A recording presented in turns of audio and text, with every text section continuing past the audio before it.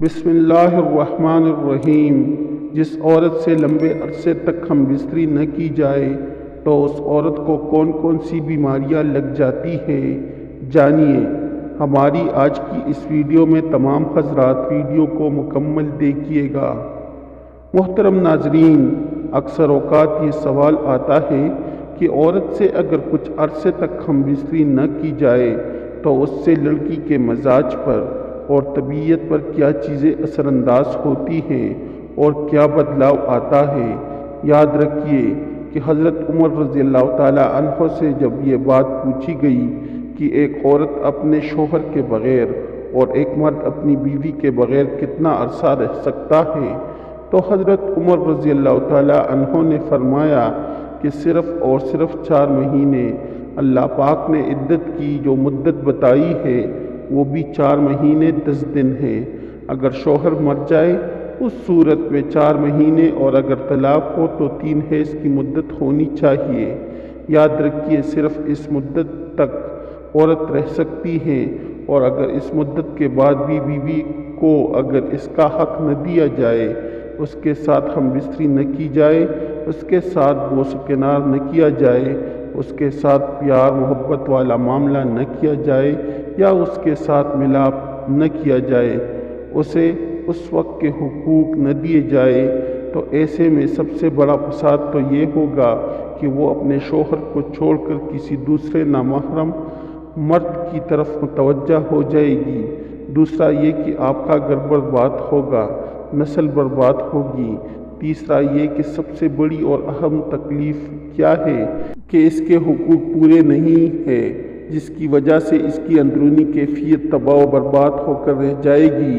اللہ پاک نے ہر مرد اور ہر ایک عورت کے اندر جنسی خواہشات رکھی ہیں، جس کو پورا کرنے کے لیے اللہ پاک نے ہر مرد کے لیے ایک عورت اور ہر عورت کے لیے ایک مرد بنایا ہے۔ اللہ پاک نے ہر انسان کو جوڑا جوڑا کر کے پیدا کیا ہے۔ ایک عورت پوری زندگی اس چیز کے لیے رک سکتی تو اللہ پاک کبھی بھی جوڑے کی صورت میں پیدا نہ فرماتے۔ اللہ پاک ہم سب سے بہتر جانتے ہیں، اللہ پاک سب سے زیادہ جاننے والا ہے، لہٰذا اللہ پاک کے معاملے میں حلل ڈالنا، اللہ کے معاملات میں رد و بدل کرنا انتہائی نامناسب اور گناہ کبیرہ ہے۔ انسان ہونے کے باوجود خدائی دعوے دار ہونے کے برابر ہے، لہٰذا کسی بھی بیوی کو 4 مہینے سے زیادہ نہ چھوڑا جائے۔ اس سے زیادہ چھوڑنے والے پر سخت کارروائی بھی ہونی چاہیے کہ اس کی بیوی کے حقوق پورے نہیں ہو رہے، چاہے وہ کسی بھی معاملے میں ہو۔ اگر شوہر کاروباری سلسلے میں ملک سے باہر ہے تو وہ پھر اپنی بیوی کو اپنے ساتھ رکھے، یا پھر 4 مہینے سے پہلے اپنے گھر تشریف لائے تاکہ وہ اپنے حقوق پورے کر سکے۔ اس کے علاوہ زوجین باہمی رضامندی سے جتنی مدت چاہے ایک دوسرے سے دور رہ سکتے ہیں۔ اسلام نے اس سلسلے میں کوئی حدود و قید مقرر نہیں کیے، اور نہ زوجین کو مخصوص مدت کے اندر اکٹھے ہونے یا مباشرت کرنے کا پابند کیا ہے۔ زوجین ایک دوسرے جتنا عرصہ بھی دور رہے، اس سے ان کے رشتے ازدواج پر کوئی فرق نہیں پڑتا۔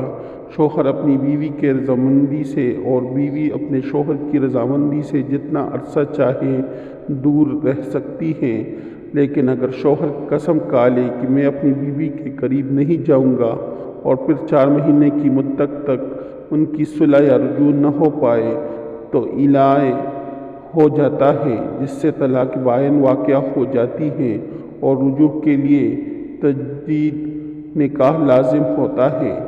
الہ سے ہی استدلال کرتے ہوئے فقہا نے فرمایا ہے کہ شوہر اپنی بیوی کی مرضی کے بغیر زیادہ سے زیادہ 4 ماہ کی مدت تک اس سے دور رہ سکتا ہے۔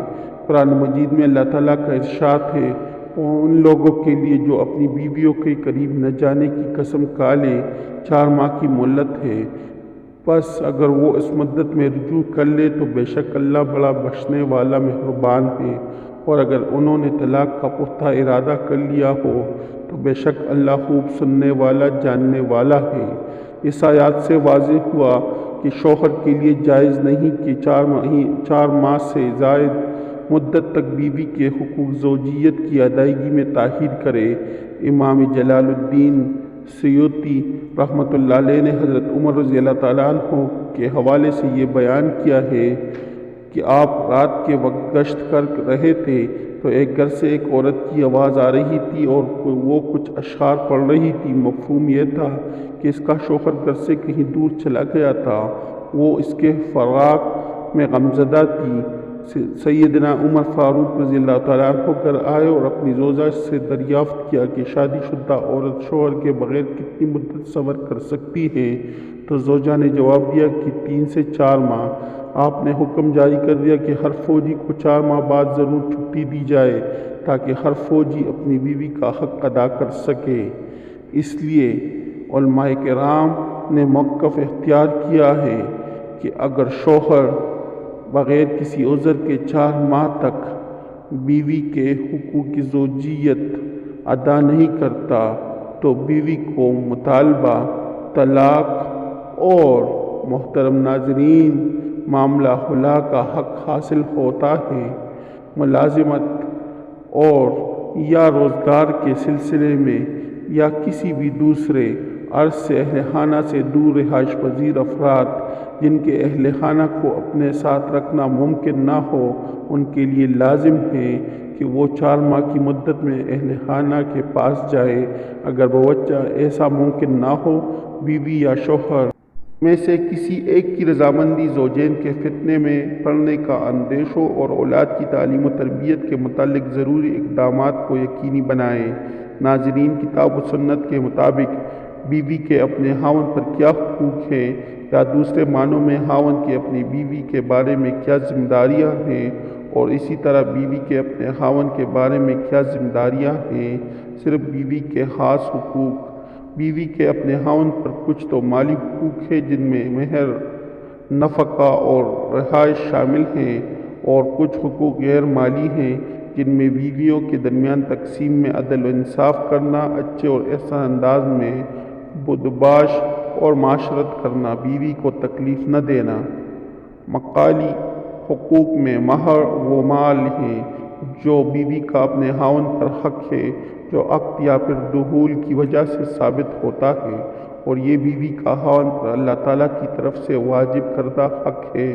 اللہ تعالیٰ کا فرمان ہے، اور عورتوں کو ان کے مہر دے کر خوشی دے دو۔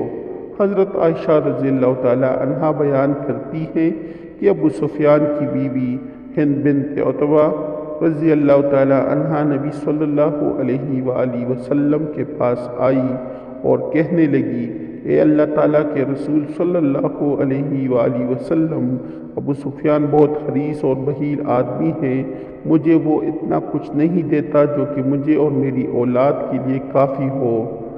یہ کہ میں اس کا مال اس کے علم کے بغیر حاصل کر لوں تو کیا ایسا کرنا میرے لیے کوئی گناہ تو نہیں؟ رسول اکرم صلی اللہ علیہ وسلم فرمانے لگے، تو اس کے مال سے اتنا اچھے انداز سے لے لیا کرو جو تمہیں اور تمہاری اولاد کو کافی ہو۔ ابو ہریرہ رضی اللہ تعالیٰ عنہ بیان کرتے ہیں کہ نبی صلی اللہ علیہ وسلم نے فرمایا، عورتوں کے بارے میں میری نصیحت قبول کرو اور ان سے حسن معاشرت کا مظاہرہ کرو۔ اب ہم ذیل میں سے چند ایک نبی صلی اللہ علیہ وآلہ وسلم کی اپنی بیویوں کے ساتھ حسن معاشرت کے نمونے پیش کرتے ہیں، اور نبی صلی اللہ علیہ وآلہ وسلم ہی ہمارے لیے نمونہ اور آئیڈل ہیں۔ زینب بنت ابی سلمہ کہتی ہیں کہ ام سلمہ رضی اللہ تعالیٰ عنہا بیان کرتی ہیں کہ میں نے نبی صلی اللہ علیہ وآلہ وسلم کے ساتھ چادر میں تھی تو مجھے ایام حیض شروع ہو گئے، جس کی بنا پر میں اس چادر سے کھسک کر نکل گئی اور جا کر حیض والے کپڑے پہن لیے۔ تو رسول اکرم صلی اللہ علیہ وآلہ وسلم کہنے لگے، کیا حیض آ گیا ہے؟ میں نے جواب دیا، جی ہاں۔ تو نبی صلی اللہ علیہ وآلہ وسلم نے مجھے بلایا اور اپنے ساتھ چادر میں داخل کر لیا۔ وہ کہتی ہے کہ ام سلمہ رضی اللہ تعالیٰ عنہ نے مجھے حدیث بیان کی کہ نبی کریم صلی اللہ علیہ وآلہ وسلم روزہ کی حالت میں ان کا بوسہ لیا کرتے تھے، اور نبی صلی اللہ علیہ وآلہ وسلم اور میں ایک ہی برتن سے اکٹھے غسل جنابت بھی کیا کرتے تھے، اور جب بیوی جماع کرنے میں خاوند کی بات تسلیم نہ کرے تو یہ ممنوع ہے اور وہ گناہ کبیرہ کی مرتکب ہوئی ہے۔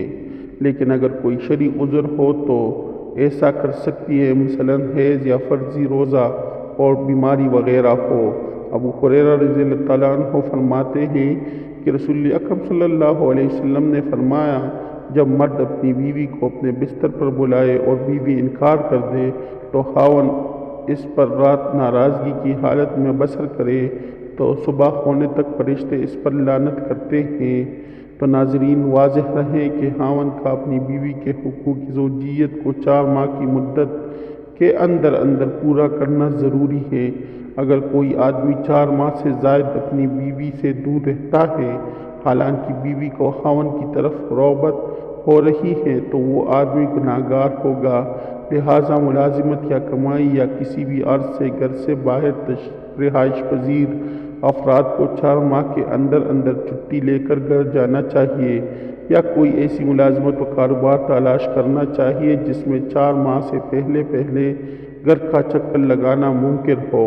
البتہ اگر کوئی ایسی صورت ممکن نہ ہو اور گھر سے بہت زیادہ دور جانا پڑے جہاں سے 1-2 سال تک واپسی مشکل ہو، تو ایسی صورت میں درج ذیل شرائط کے ساتھ وہاں ٹھہرنا جائز ہے۔